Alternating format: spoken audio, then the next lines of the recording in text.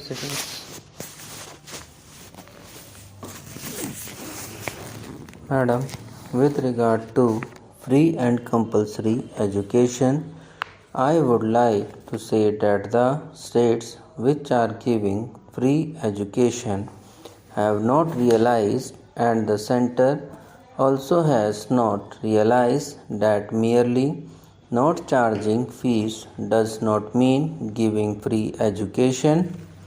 The cost of textbooks, the often changed textbooks, the cost of paper material, and the compulsion about using paper and pencil or paper and ball pen right from the primary stage, the cost of uniforms, the cost in respect of games fees, all this comes to so much that the words free education become a mockery. It is much better to say that the government is not giving free education. The same is the state of affairs about scholarships.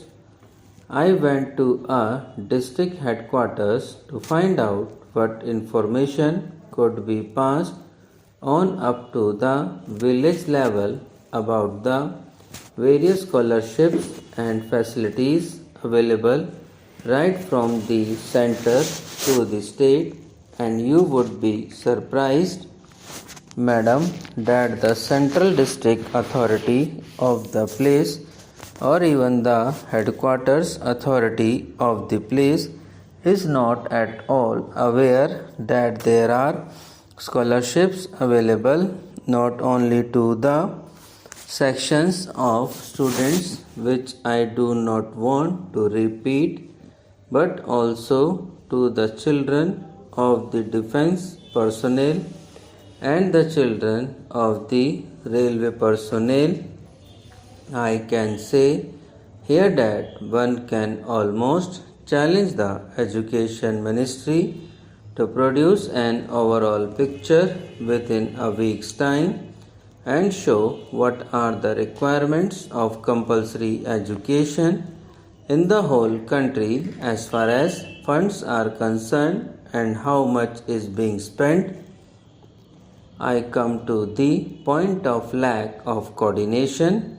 The education ministry does not know that there are very many scholarships today open to children of the personnel employed under the various ministries, for example, the defense ministry, the railways, the labor ministry, and various other ministries of that type. Only if all those resources are pooled together and a complete picture of educational expenditure is taken, will they be able to say what expenditure is being incurred, what facilities are available, and what scholarships are available. I would therefore like to say that it was very heartening to hear only this morning on Doordarshan that the Prime Minister had reiterated that there would be no reduction in the expenditure on health and education because these are very important organs of development of a nation.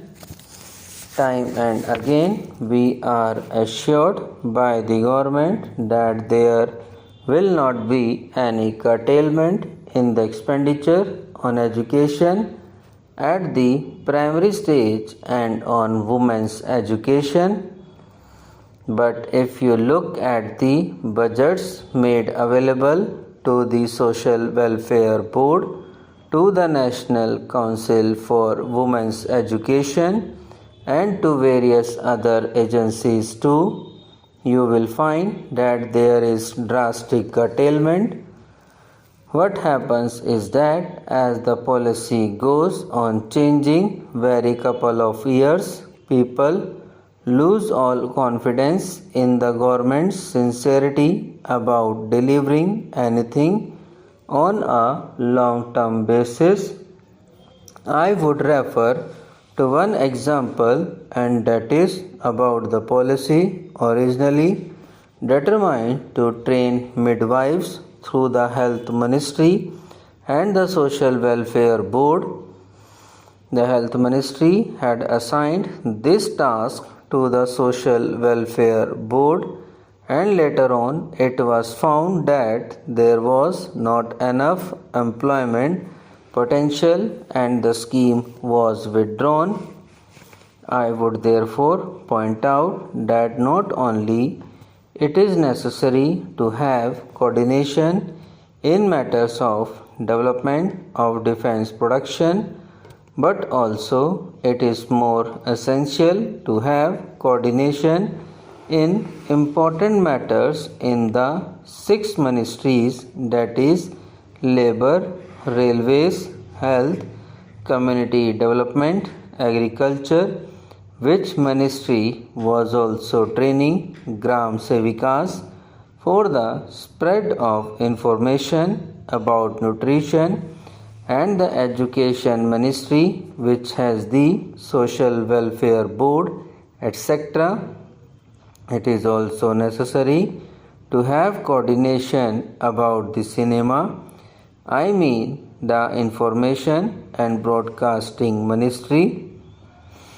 People do not realize what an important part that ministry is playing and can play in regard to education. Also, that ministry does not know what havoc it is playing because it is very lenient about censorship, and for what? For fear of the high courts taken them to task through some decree against them. Let them do whatever they like, but I am quite sure that the high courts will not go outside the constitution, which gives them special powers even against Article 29 and others about the freedom of expression and all that. Therefore, the Information and Broadcasting Ministry should realize that visual education through films which depict crime and all other things is very harmful to young, immature and juvenile minds, and it should take the advice or coordination or help of the psychological experts and the Education Ministry and decide what films should be shown and what not. After all, you cannot carry on propaganda of one type and expect the country suddenly to produce citizens of a model type. I would refer to another matter, and that is where also coordination is required. It is about the ministries of mines and fuel and commerce and industry. Subscribe now and press the bell icon. Never miss an update.